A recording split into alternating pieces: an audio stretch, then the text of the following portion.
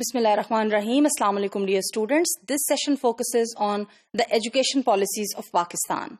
I hope and expect by the end of this session, you would have an understanding of the education policies of Pakistan in the sociolinguistic backdrop. Well, my dear students, when it comes to the education policies of Pakistan, there are certain issues that need to be considered. For example, the colonial heritage of language use and education policies that were carried forward in the life of Pakistanis, in the life of the Pakistani state, even after its independence.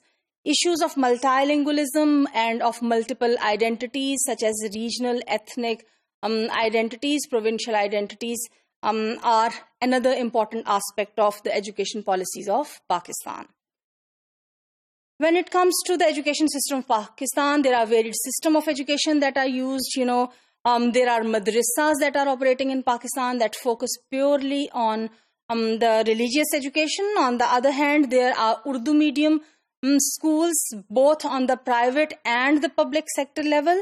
Alongside, we find a stream of private school education, which is, mostly English medium education. We also find some cadet schools that are operating in the country as well. So there are varied streams of education, focusing on different kinds of language policies and focusing on different kinds of internal, education policies. As far as the education systems are concerned, matriculation system, along with O and O-level systems for grade 10th for secondary education is implemented simultaneously.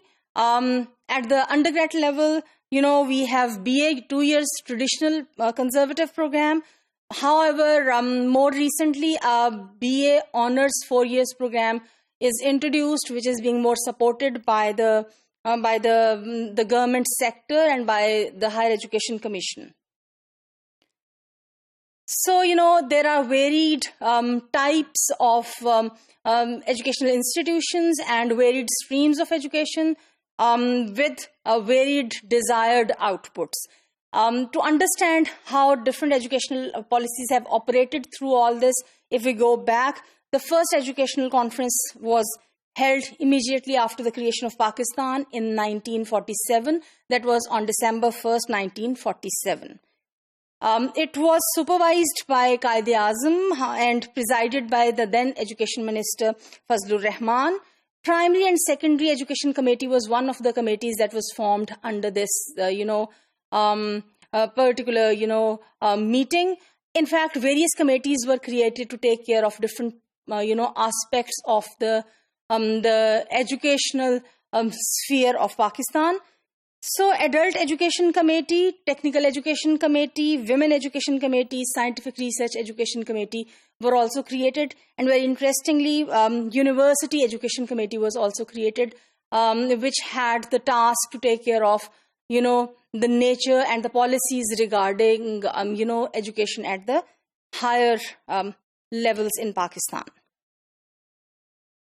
However, there was no practical output of, the workings of these committees, which led towards a kind of failure of all this process. And finally, in 1959, National Commission on Education was formed.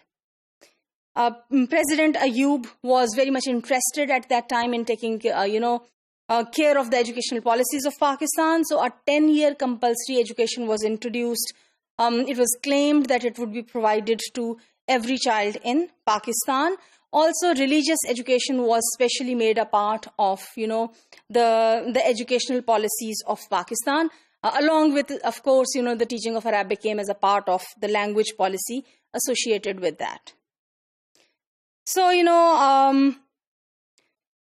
though the policies were made, they did not operate again very well. There was no practical output. So, new education policy was again introduced in 1970. And here I would take a stop and would mention that despite various, through the history of Pakistan, if you look at that, despite various language policies that were presented from time to time, practically, I would say tragically, no practical implementations took place. And even if they took place ever, they were of very, very minimal level.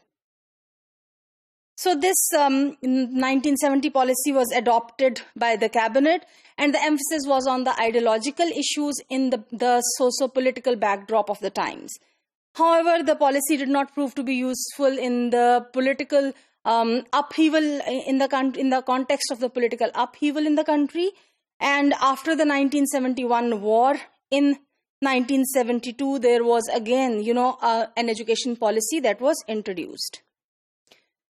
Zulfikar Ali Bhutto introduced certain reforms in 1979 through an educational policy.